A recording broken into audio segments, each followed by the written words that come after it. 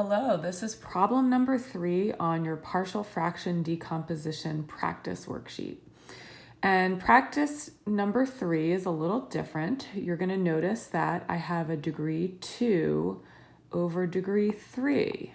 However, since the numerator is still a lower degree than the denominator, we do not have to perform long division. But you are going to want to notice that the denominator in this particular problem is broken into 1, 2, 3 factors instead of 2 factors like in our previous example. So what we're going to do is we're going to have 3 mystery letters instead of 2. We're going to put A over the first factor of W plus 2 plus B over the second factor of W minus 1 plus C, that's creative, right, over the third factor of W minus 4. All right, so notice because I have 3 factors in the denominator, I need 1, 2, 3 fractions, and I need 1, 2, 3 mystery letters. And I'm going to proceed the exact same way as before. All right, I'm going to add these 3 fractions together by getting a common denominator. Now, since this is a little more complicated, I'm going to show a little more work. So the fancy one for A is W minus 1 over W minus 4 over W minus 1, W minus 4, right? That'll get all of the denominators to match. The fancy one for B is going to be W plus 2 times W minus 4 over W plus 2 times W minus 4. Okay, and the fancy one for C, you could probably figure out now, is going to be the quantity. Let me put this over W minus 4.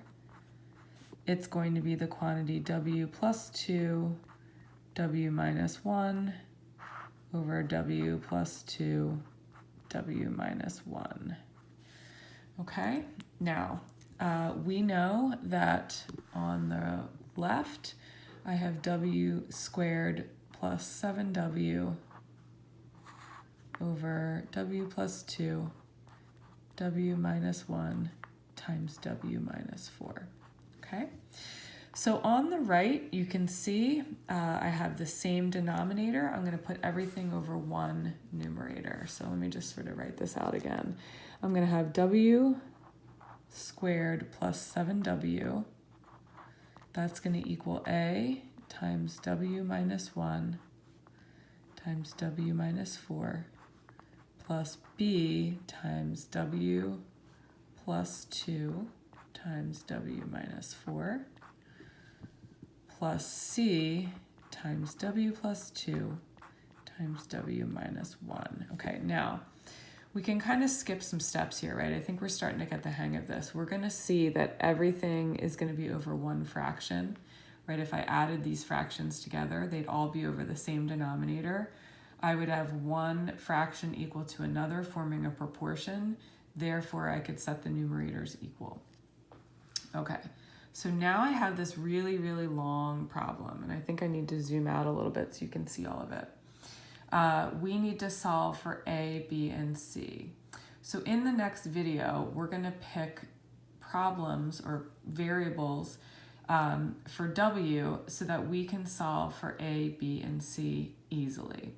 So I encourage you to think about what those numbers would be, and I will see you in the continuation of this problem.